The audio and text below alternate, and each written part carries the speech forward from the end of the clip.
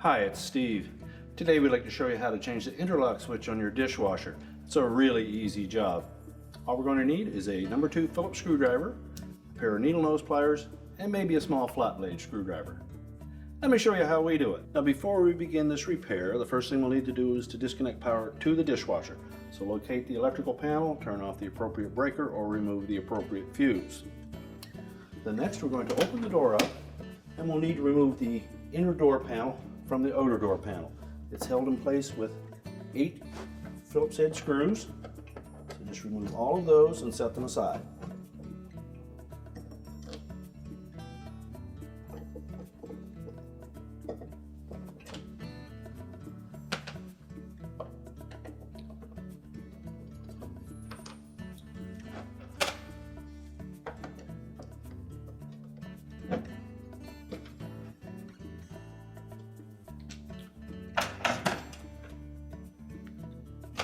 Once we've removed all the screws, I'm just going to carefully lift that inner door panel away from the outer door panel, tilt it up,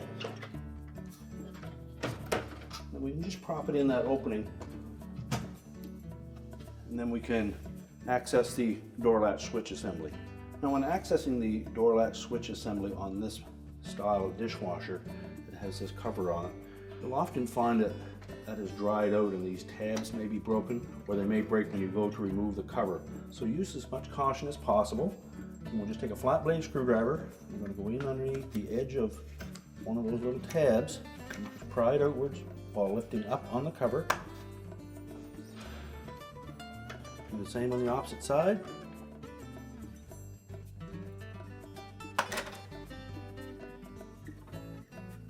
And you can lift that cover away and set it aside.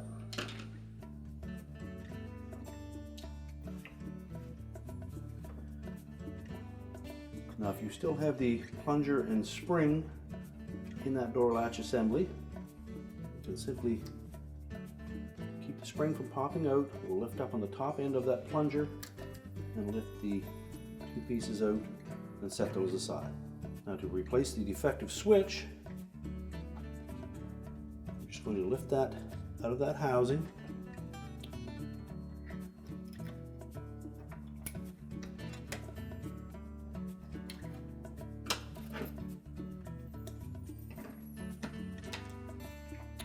Once you have it removed, you can take your needle nose pliers, grasp the terminal ends of the wires, and pull them off the switch.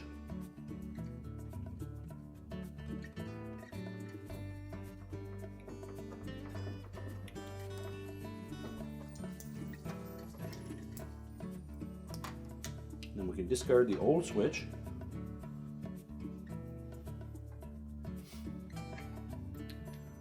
Reinstall the wires onto the new switch, making sure that the connectors are nice and tight.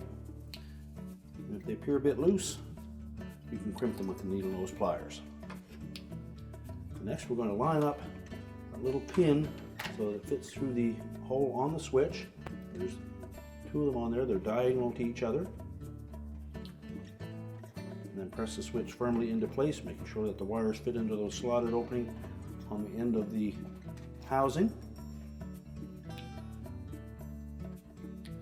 And next we'll put the plunger and spring back in. And when installing the plunger and spring, you want to make sure that the spring sits down into this opening and that the tapered portion of that plunger fits in between the actuators on the switches.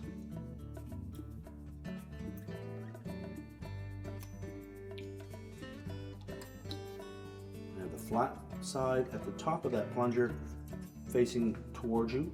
And if you had a damaged cover to that assembly, be sure that you change that out.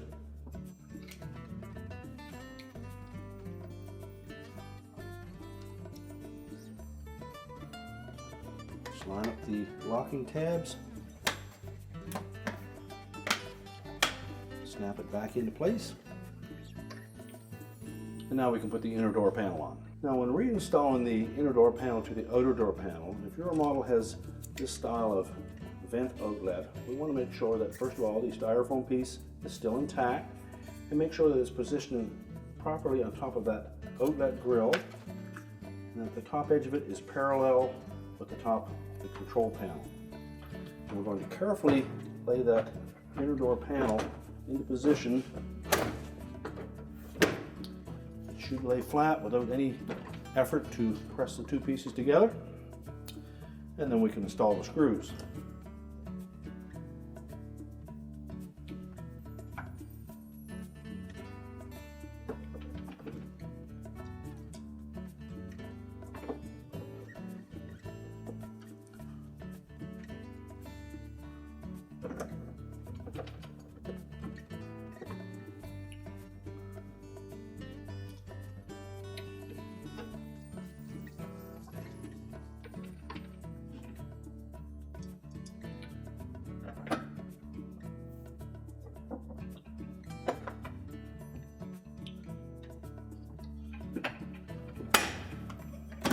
Make sure the latch action works properly.